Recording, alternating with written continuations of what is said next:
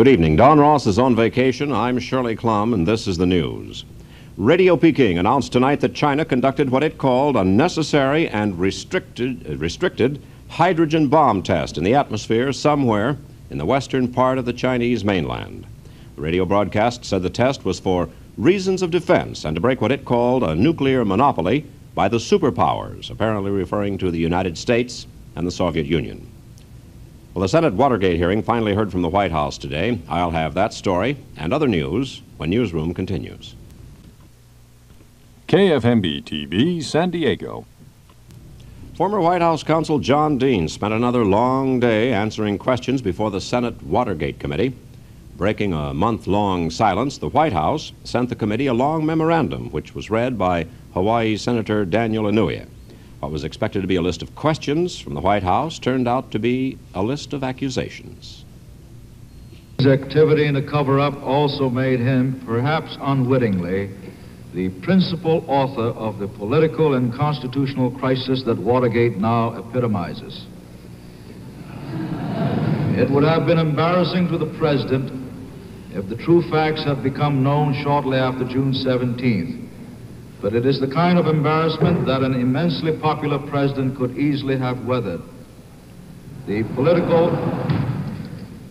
political problem has been magnified 1,000-fold because the truth is coming to light so belatedly because of insinuations that the White House was a party to the cover-up, and above all, because the White House was led to say things about Watergate that have since been found to have been untrue. These added consequences were John Dean's doing. Well, Senator, I think that my testimony answers in great detail my dealings with Mr. Haldeman, Mr. Ehrlichman, and the President. And based on what I know and knowing the position I held on the White House staff, there is no way conceivable that I could have done and conceived and implemented the plan that they're trying to suggest that I did. On March 21st, Dean gave the President a more complete but still laundered version of the facts, and so surprised the President that, according to press accounts of what Dean is saying, quote, the President came out of his chair, end quote. I don't know where that press account came from. The President did not come out of his chair. I've never seen the President come out of his chair other than very easily and slowly the time that he got up on April 15th to walk around to the corner of the EOB office and then raise something with me. The President of the United States just doesn't come flying out of his chair. On the 25th, the President suggested it be announced that Dean would appear before the grand jury. On what date? The 25th of March. I have, on the 25th of March, I was arrested. The President was in Florida. That was a Sunday, as I recall, and I recall no conversation with the President. I have no knowledge of that at all. That's a new one to me. On the 26th, Dean agreed, but said that he would do so only if given immunity. No, sir. That White House memo also hinted the administration is withdrawing its support for former Attorney General John Mitchell by referring to him as Dean's patron. Mitchell, by the way, probably won't be called before the committee until after the 10-day-long 4th of July congressional recess. That's because Dean's testimony is taking so long. And it'll continue tomorrow. TV8's coverage begins at 7 a.m. In other news today, an inter-island vessel struck a reef and sank tonight near Cebu in the Philippines. 20 bodies have been recovered. Authorities say many of the 400 passengers aboard may be trapped below decks in air pockets within the vessel, which lies in about 30 feet of water. Chile's leftist government has decreed a state of emergency in Santiago province after a motorist stuck out her tongue at the Chile's army chief, and he fired at her car. He said he thought he was being kidnapped. The incident set off a near riot, and President Allende declared the state of emergency, in his words, to confront the excesses of fascism. In emergency action, the Nixon administration today imposed an immediate embargo on all exports of soybeans, cottonseed, and meal and oil products of each. That move is aimed at heading off a shortage of meat, poultry, and milk. But members of the Chicago Board of Trade, noting that soybeans are in good supply, said that embargo would play havoc with crop futures. Faces in the news tonight. Kansas City Police Chief Clarence Kelly, confirmed by the Senate to be the new director of the FBI. Kelly is a 21-year veteran of the Bureau. Earl Browder, head of the American Communist Party from 1930 to 1945, twice a presidential candidate, died in his sleep at Princeton, New Jersey. Browder was 82. Death also came today to Marine Sergeant Abel Larry Cavanaugh, who returned from 5 years as a prisoner of the Viet Cong to face charges of aiding the enemy while a POW. He died of an apparently self-inflicted gunshot wound in the head. That's the world and national news. I'll be back in a moment with the local report. Next, Jerry Gross and sports after this. In the world of sports, the ABA meetings highlight the local scene. The league has adopted a trial for their new no personal foul rule, and it looks to be a forward step. It'll keep the stars in the game, and it won't penalize the quality of play nor the guy who pays the freight, you, the fan. Today, Paul Lynch, the prospective owner of the Memphis Tams team in Providence, Rhode Island, said he has 3 TV stations and 2 radio stations, all bidding to do the broadcasts for his game. The league, meanwhile, said today he has till July 9th to get a lease at the Civic Auditorium in Providence, Rhode Island, and then he'll have the ball club. Bob Carlson, the commissioner of the ABA, talked to me tonight along with cameraman Bill Pollock, and we talked about the conditions that Dr. Leonard Bloom must meet in order to keep the cues in San Diego. Well, one of the first items on our agenda will be the requirement that Dr. Bloom select a site to play next year and give us playing dates, because we must make a schedule. What's the possibility, if this is not met, of moving the franchise elsewhere? I don't really know. It's my own preference that now that Dr. Bloom's new arena in Chula Vista, in my mind at least, is becoming more and more a reality, that he play this coming season in San Diego. The Los Angeles Dodgers, they're the hottest and certainly one of the youngest teams in Major League Baseball. I talked with the Dodger skipper, Smokey Alston, the other day about his babes of summer.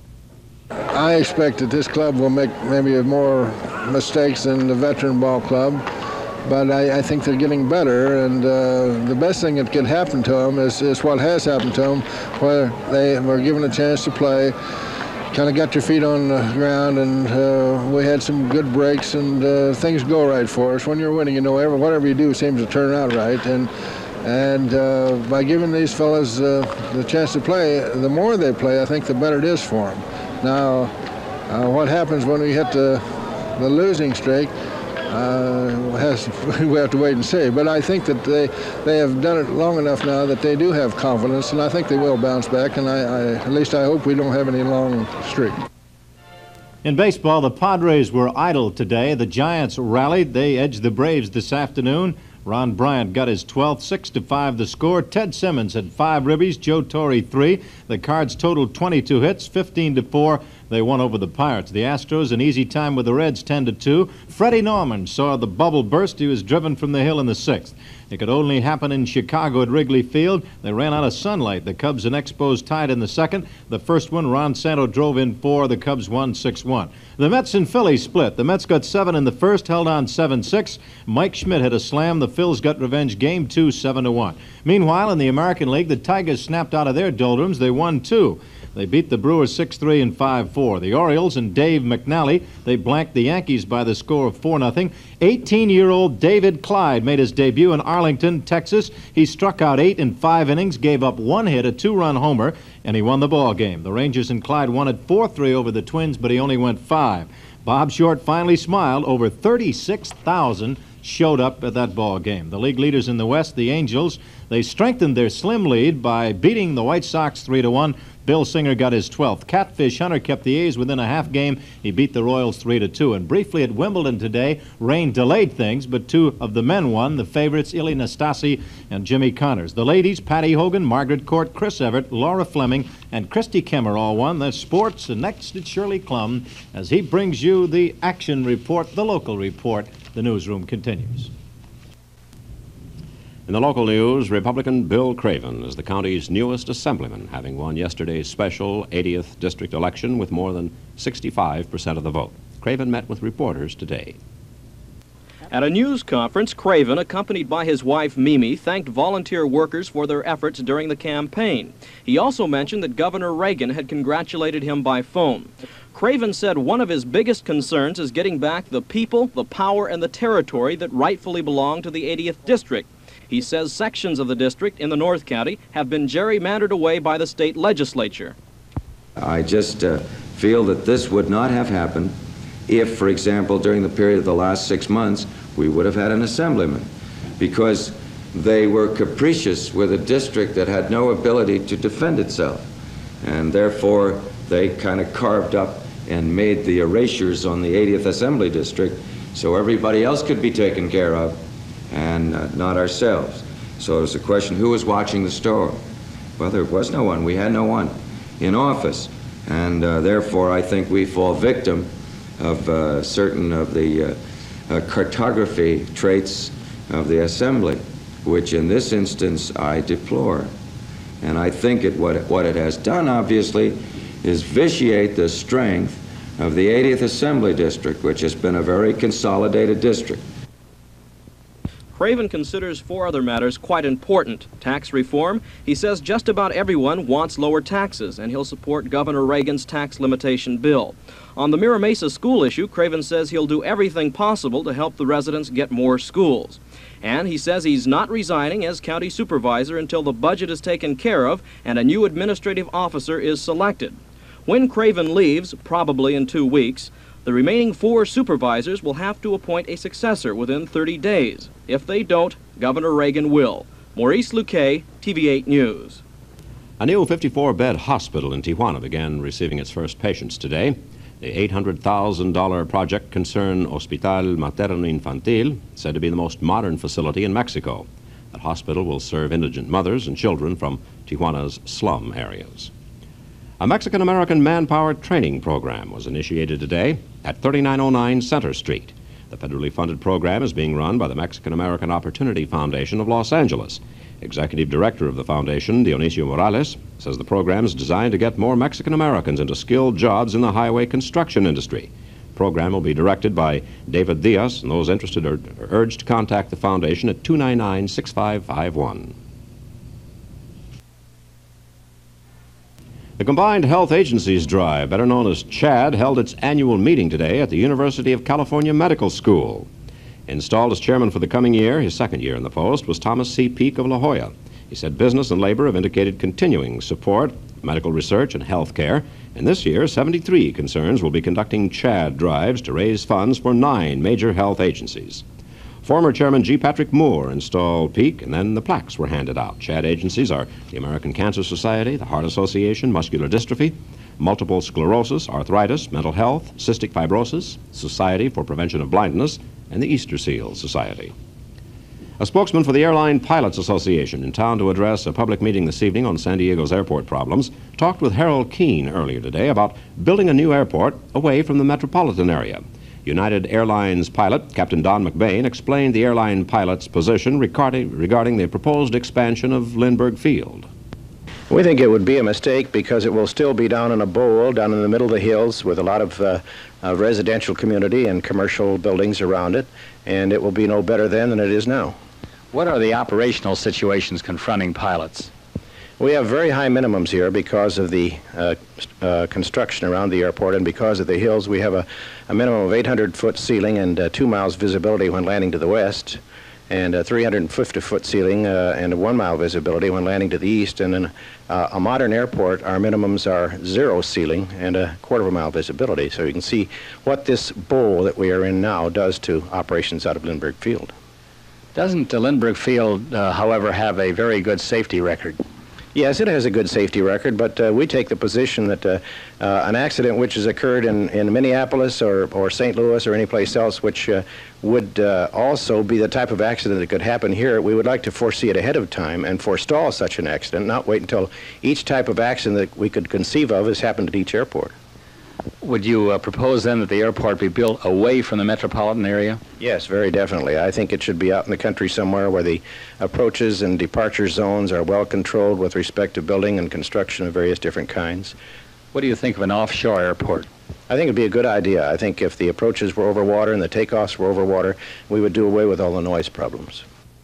We have a noise problem here on Newsroom. His name's Doug Oliver. He'll be here with the weather in just a moment after this. Well, hi there, nice people. Here it is Wednesday, and June is fast disappearing. My goodness, the high in the nation today was 121 degrees at Blythe and Thermal, California. It's been really hot in the desert areas. The low is 43 at Steamboat Springs, Colorado. Honolulu reporting a high of 84. They never tell us if it's raining there. I guess it's not allowed.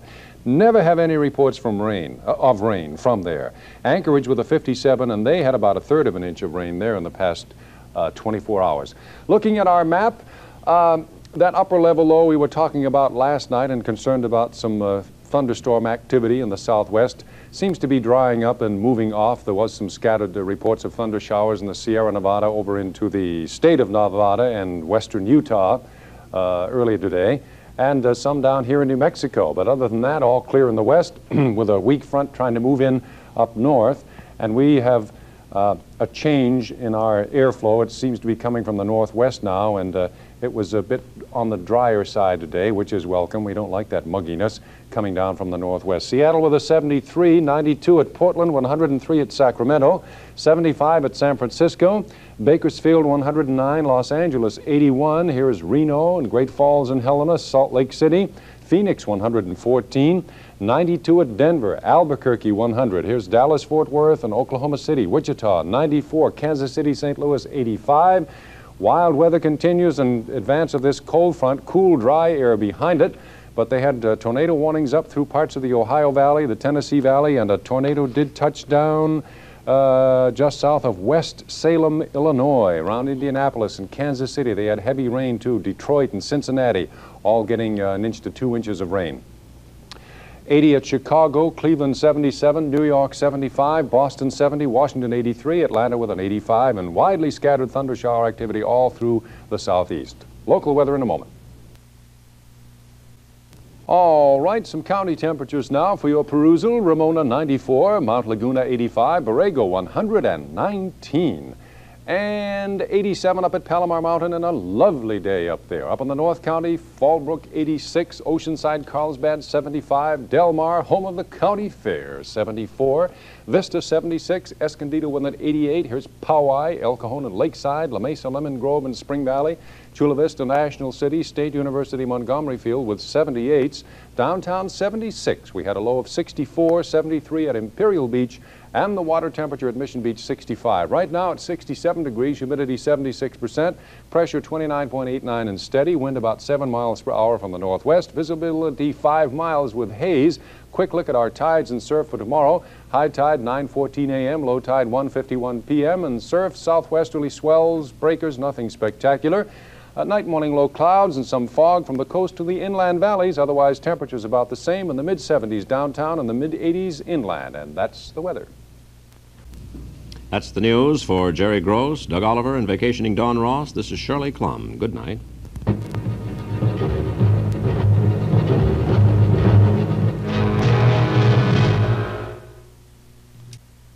This is TVA, San Diego Television.